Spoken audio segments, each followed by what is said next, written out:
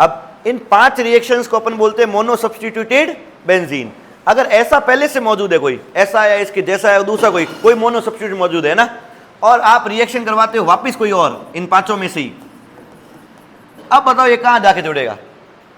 अब इसके पास 3 ऑप्शन है, या तो यहां जाके जुड़ रहा है ऑर्थो, या यहां जाके मेटा, या यहां जाके, पता है ऑर्थो मेटा पैरा।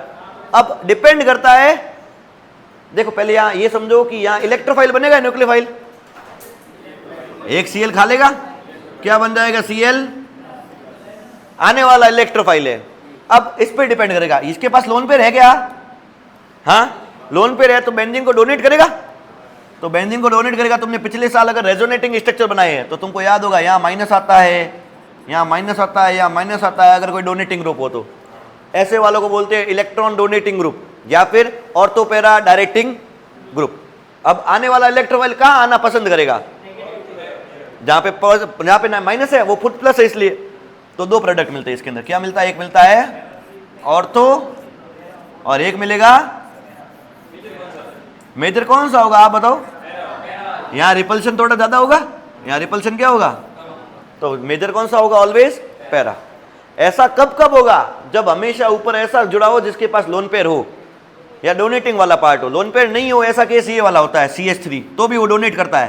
तुमको पता है कार्बन कार्बन को डोनेट करता है, ऐसा कुछ हाइपर कॉन्जुगेशन समझ लो जैसे भी। आगे बात सुन में, तो ये भी डोनेटिंग वाला पार्ट करता है। लेके जाने वाले पार्ट कौन है पता है, सबसे इंपॉर्टेंट नाइट्रो। नाइट्रो फिर है ना लेके जाता है, लेके जाता है तो यहां प्लस बनवाता है, क्या बनवाता है, ओके। तो आप आने वाला पता है कहां जुड़ेगा। और एक और चीज सुन लो, एक बात तो समझ में आ रही है, समझ में आ रही तो सुनो। मैं एक रिएक्शन नहीं है, इनमें से कोई भी रिएक्शन करा सकता था। यहाँ पे अगर एल्काइलेशन करा था ना अभी यहाँ पे, तो CH3 आके जुड़ता ऑर्थो और, अरे बस उनमें अगर इसकी एल्काइलेशन कराता हूं, चलो करो बताओ, पहले बताओ इलेक्ट्रोफाइल कौन बनेगा, ये तो Cl खा ले जाएगा, CH3 पे प्लस आएगा, और ये कैसा, अच्छा ये प्लस वाला कहां जाना पसंद करेगा, मेटा पे, जहां पे प्लस नहीं हो तो ये प्लस प्लस तो रिपेल करेगा। तो इसके लिए इसको मेटा डायरेक्टिंग ग्रुप बोलते हैं या इलेक्ट्रॉन विड्रॉइंग ग्रुप बोलते हैं।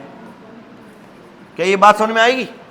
ऐसे क्वेश्चंस आएंगे कन्वर्जेंस में, कहाँ आएंगे, जहां बोला जाएगा भाई पैरा वाला बनाना है तो पहले ये कराओगे, फिर दूसरी कराओगे मेटा वाला बनाना तो पहले नाइट्रेशन वगैरह करानी पड़ेगी। कुछ क्वेश्चंस आओगे तब पता चलेगा, है ना। अपन वैसे इसको आगे करेंगे तब समझ में आ जाएगा। क्लियर है। एक क्वेश्चन कर भी लो साथ साथ, सुनो।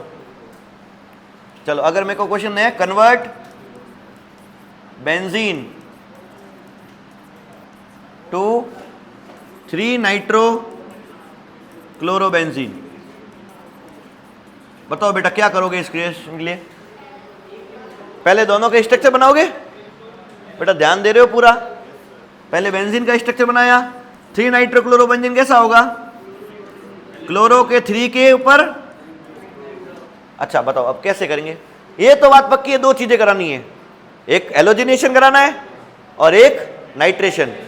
पहले कौन सा करवाना है, और तो पहला लग रहा है कि मेटा लग रहा है, मेटा लग रहा है, तो पहले क्या कराना पड़ेगा, नाइट्रेशन। सारी बात सुन में, अगर इसका पहले नाइट्रेशन कराओगे, कंसंट्रेटेड HNO3 कंसंट्रेटेड H2SO4, याद है दोनों लेने पड़ते हैं, तो इसमें आने वाला ग्रुप नाइट्रो हो जाएगा, सही है। अब इसका क्या करा देंगे, Cl2AlCl3, आने वाला Cl+, क्योंकि नाइट्रो है तो अंदर प्लस बनवाता है। आने वाला इलेक्ट्रोफाइल कहां आके जुड़ेगा, अब मेटा पे, तो क्या यही बनेगा। देखो आ रही बात सुन में। अगर पहले एलोजिनेशन करवाता तो पैरा या ऑर्थो वाला मिलता।